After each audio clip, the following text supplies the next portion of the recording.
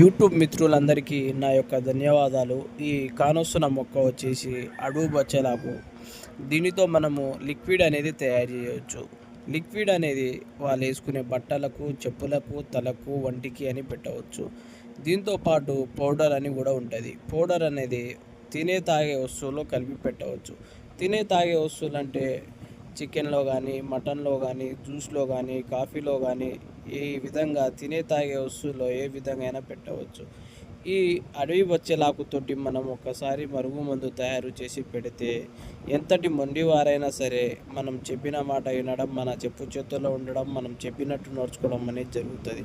ఇది ఎవరికెవరికి పెట్టాలంటే భార్య మాట భర్త వినకపోవడం, భర్త మాట భార్య వినకపోవడం, అత్త కోడళ్ళ మధ్య సమస్యలకు, పిల్లలు మన మాట వినకపోవడం, అట్లాంటి సమస్యలకు అనేది ఈ మరుగు మందు అనేది పెట్టాలి.